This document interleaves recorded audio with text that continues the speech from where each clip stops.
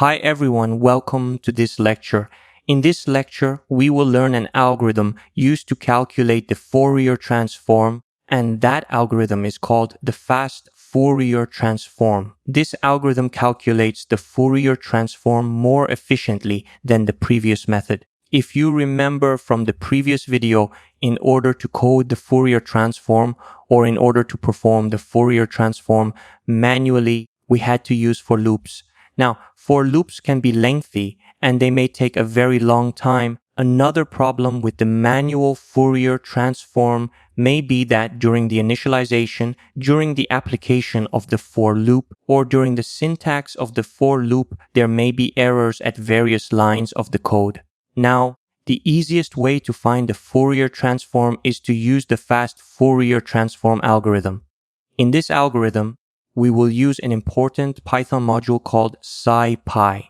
We have already seen SciPy in section 3 of the course. SciPy means scientific Python. In SciPy, there is a function called FFT, which is the abbreviation of Fast Fourier Transform. This function helps us find the Fourier transform without going through for loops and without writing detailed programming code. So, let us run this cell and import all the necessary modules into the Python environment. We have imported NumPy, we have imported math, we have imported matplot, lib.pyplot, we have imported style from matplotlib, and we have imported SciPy. Now, here we are generating the signal. This is the same multiplexed signal that we used in the previous video. This signal has 3 signals, x1, x2, and x3. First of all, we are going to set a sampling rate. The sampling rate is 256. The Nyquist frequency is half the sampling rate, and the time is again from 0 to 1 second. So this time vector has 256 samples between 0 and 1 second. Now, this is our first sine wave. This is our second sine wave, and this is our third sine wave. Here, we are adding the sine waves to create a multiplexed signal. The important point is that x1, x2, and x3 have different amplitudes and different frequencies. Now, this is the important step. This is called the Fast Fourier Transform. We can see that in a single step, we are going to calculate the Fourier transform. Since we are using SciPy, the code is scipy.fft. This is the package scipy.fft, and from scipy.fft, we are using FFT to calculate the Fourier transform of our signex. So this is the step that calculates the Fourier transform. Now, here we do not need to initialize the Fourier coefficients. We do not need to apply a for loop. We do not need to generate the complex sine wave. This function, scipy.fft.ft, takes care of everything. After calculating the Fourier transform using the FFT, that is the Fast Fourier Transform, we normalize the coefficients as we did in the previous video. Now, the coefficients are calculated. And now, what are we doing? We are calculating the absolute value of the coefficients because we know that the Fourier coefficients are complex numbers due to the dot product between the signal and the complex sine wave. So, in this step, we are taking the absolute value of our Fourier coefficients. Now, we know that we have to correct the amplitude, so we are multiplying each amplitude by 2 in order to incorporate the negative frequency. In the previous 2 videos, we learned in detail that the Fourier transform is a symmetric transform. During the transformation, we get the negative frequencies as a replica of the positive frequencies. But these negative frequencies do not add any value to our information. So we have to set the frequency range up to the Nyquist frequency. That is why, in order to incorporate the amplitude of the negative frequencies into our Fourier transform, we have to correct the amplitude of the Fourier coefficients by multiplying them by 2. So here we are doing the amplitude correction. And now, here we are converting indices into frequencies. This is the Nyquist frequency because we know that during the Fourier transform, we are interested only in the frequency range that is inside the Nyquist limit, which is between 0 and the Nyquist frequency. These are the steps. We know that math.floor will basically floor this value toward 0 or toward the minimum integer. So the length of t is 256. 256 divided by 2, and then we add 1. So we know that this value is equal to 129. So we are going from 0 to the Nyquist frequency in 129 steps. Basically, 129 means we are going from 0 to 128. Including 0 and 128, we have a total of 129 linearly spaced samples between 0 and the Nyquist frequency. So you can see that by applying the fast Fourier transform from scientific Python, we are able to do everything in a single cell. In a single cell, first we generated the multiplexed sine wave, then we simply calculated the Fourier coefficients. We also corrected the amplitude of the Fourier coefficients. In the same way, we generated the Hertz frequency vector, or basically, we converted the indices into frequencies. So let us run this cell. Now, here we are doing the plotting. As we did in the previous video, we are plotting the signal x against time, and we are plotting our Fourier coefficients against the Hertz vector. The range is from 0 to the length of the Hertz vector, which means from 0 to the Nyquist frequency. So let us run this cell and see. We can see that this is our signal. We are familiar with this signal from the last video. This is a multiplexed signal with multiple frequencies 2, 4, and 6. Now, when we take the Fourier transform using the Fast Fourier Transform algorithm, we can see that we are correctly able to find the Fourier representation of our time domain signal. At frequency 2, the amplitude is 5. At frequency 4, the amplitude is 2. And at frequency 6, the amplitude is 7. So let us confirm this. At frequency 6, the amplitude is 7. At frequency 4, the amplitude is 2. And at frequency 2, the amplitude is 5. So we can see that when the frequency was 2, the amplitude was 5. When the frequency was 4, the amplitude was 2. And when the frequency was 6, the amplitude of the signal was 7. So we have confirmed that this Fourier transform is the true representation of our signal. In the previous video, in the last example of the previous video, we used the same signal and we found this Fourier transform using a for loop. Here, you can see that by applying a simple fast Fourier transform algorithm, we are able to calculate the Fourier transform of this multiplexed signal very easily. Now, since both coding methods are correct, you can use a for loop or you can use the fast Fourier transform. Both methods are equivalent.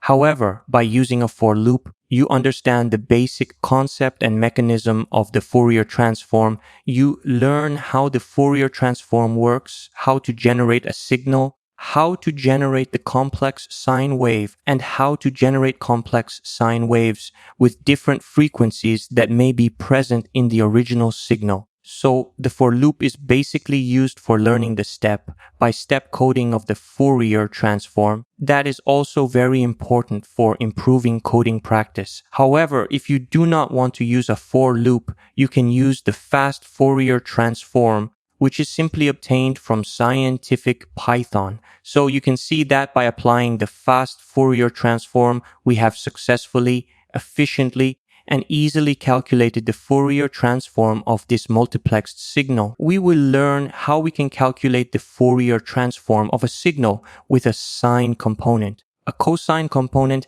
and a DC component. The most important thing here is how to handle a DC component during the Fourier transform, because a DC component is the component whose frequency is 0. Now, how do we handle a signal that has one component whose frequency is 0? First of all, we have to generate a multiplexed signal. This multiplexed signal will be denoted by X, and it will have a DC component. It will have a sine component and a cosine component. So, first of all, we have to run this cell to import all the necessary modules into our working environment.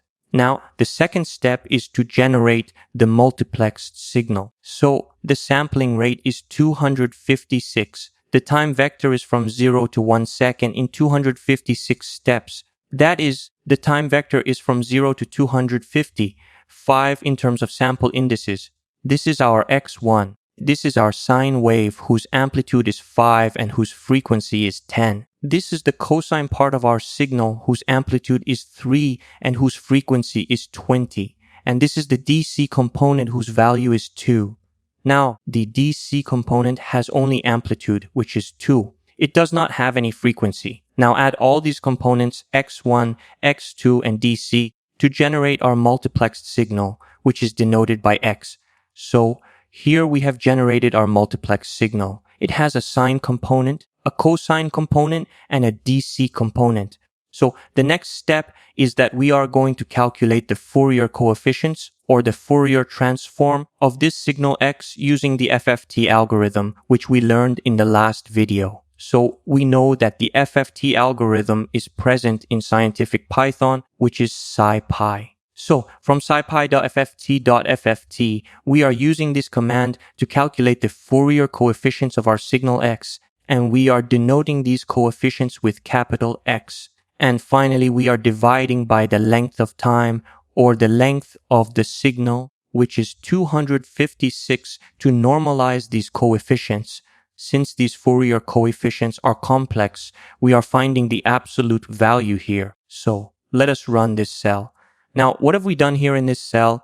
We have generated our signal and we have calculated the Fourier transform.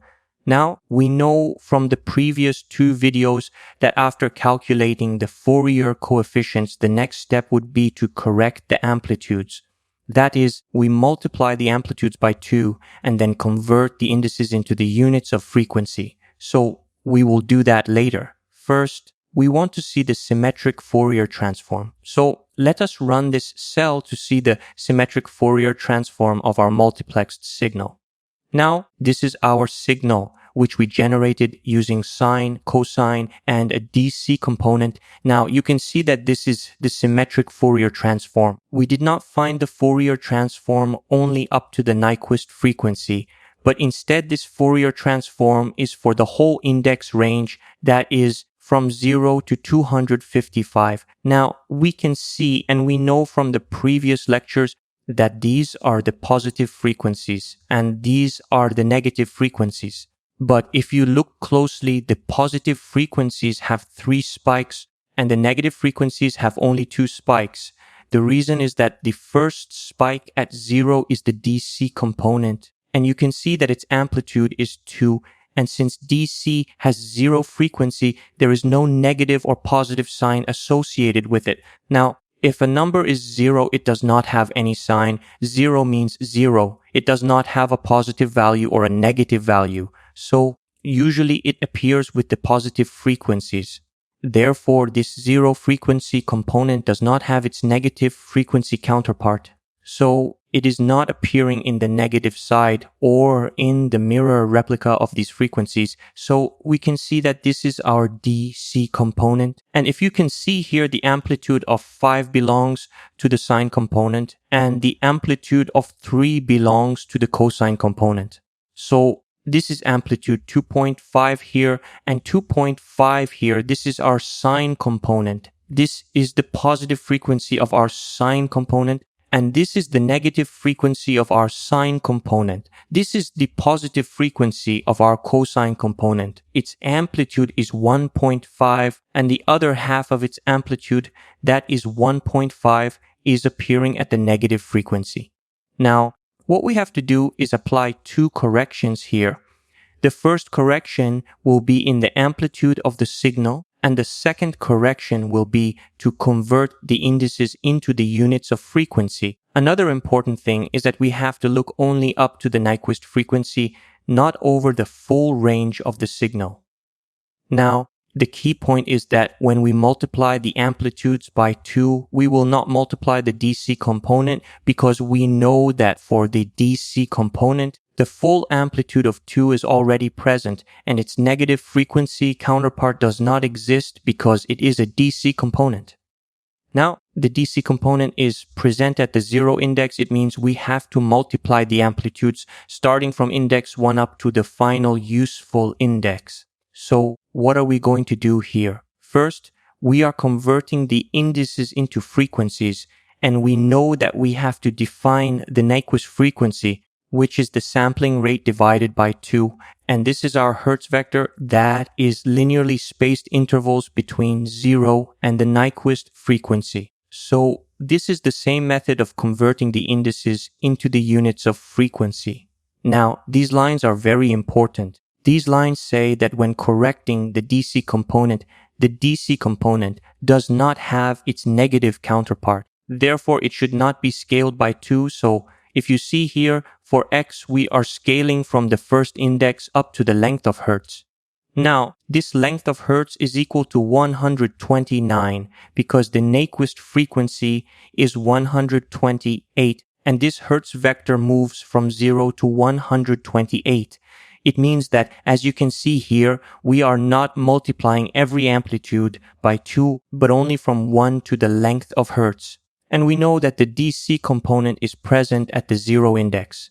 So we are not multiplying the DC component by 2 because the DC component does not have a negative frequency amplitude. So we are only multiplying all the amplitudes of the signal that come after this 0 index, that is from 1 to the last useful point. So what we are doing here basically is converting the frequency indices into the units of frequency and correcting the amplitudes by multiplying by 2, but leaving the DC coefficient unchanged because its frequency is 0 and it does not have any negative counterpart. So let us run this cell. Now, you can see that this is our DC component and this is our sine component. What happened previously was that half of the sine component amplitude was here and half of the sine component amplitude was here. That is why its amplitude was 2.5 in the positive range and 2.5 in the negative range. Similarly, for the cosine component, half of its amplitude was on the positive side and half of its amplitude was on the negative side. So now we have multiplied their amplitudes by 2 so that we can incorporate their negative frequency contributions. So we multiplied only the sine and cosine components. We did not multiply the DC component. So that is the important part of this lecture.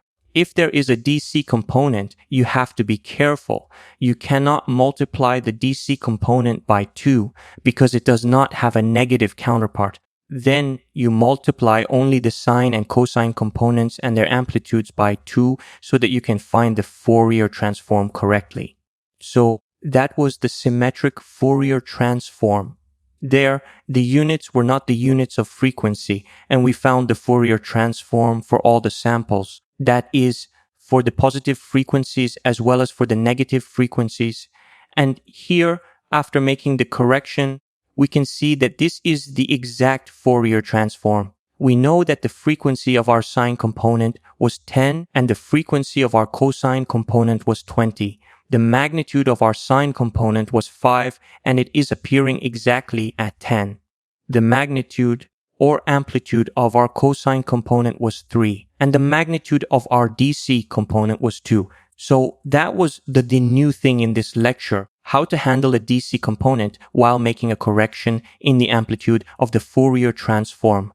So that was the way to find the Fourier transform of a multiplexed signal if it has some DC value.